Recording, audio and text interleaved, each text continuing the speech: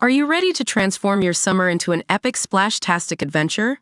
Say goodbye to wasteful, single-use water balloons and hello to the ultimate in reusable, eco-friendly fun with reusable water balloons.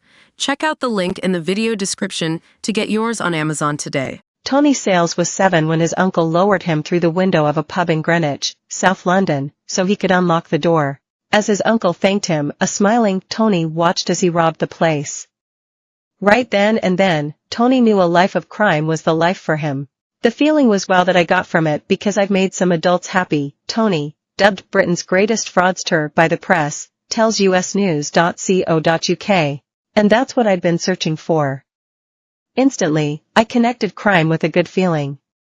I didn't know any better. Tony's rap sheet is long, to say the least, stealing car radios, shoplifting, bank heists, and credit card cloning, to name a few. He didn't get the title of Britain's greatest fraudster from five-finger discounts, though. When it comes to fraud, picture it and there's a high chance Tony's done it. What fraud Tony has done is easy enough to answer, but Tony knows the why just as well. I was 2 days old and mom and dad are already not in my life, Tony, who when asked how old he is said no comment, says. My mom gives me to my grandmother to be taken care of. That creates a massive insecurity at a very young age. Trauma became something all too familiar for Tony.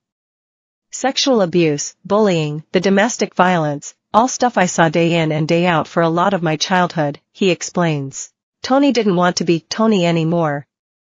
There had to be another option, and being lowered through that window all those decades ago gave him just that.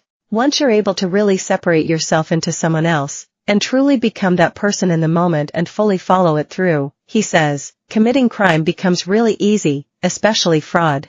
I always say that criminals don't just become criminals. A bottle of pop and cigarettes are all Tony asked for when being given a job at first. Soon enough, he was pulling off a $500,000 bank heist. But it wasn't your usual black sock over the head stick-up. Tony managed to fleece a bank out of £500,000 by withdrawing from an account that belonged to someone else in the mid-1990s.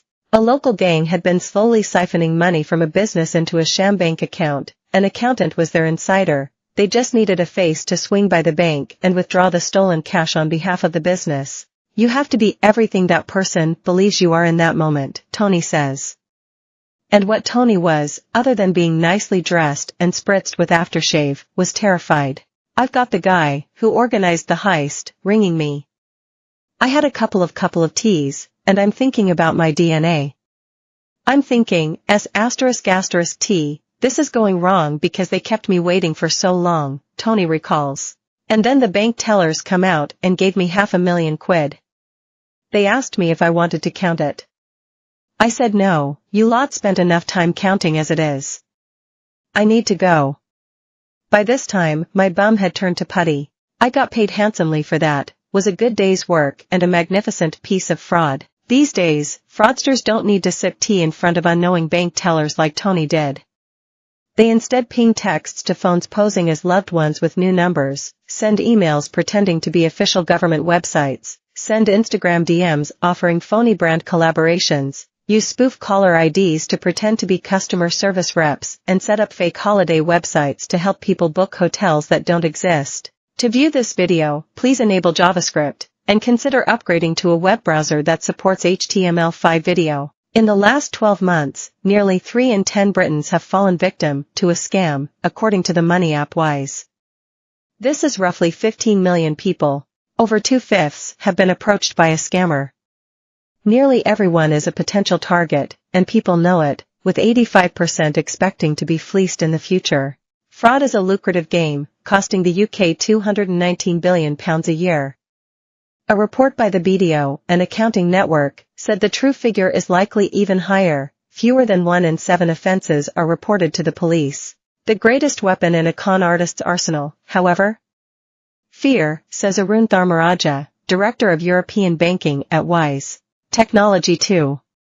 AI, for instance, can be used to impersonate someone's voice. However, the technology still has a person behind it, and the fundamentals of scams remain large L.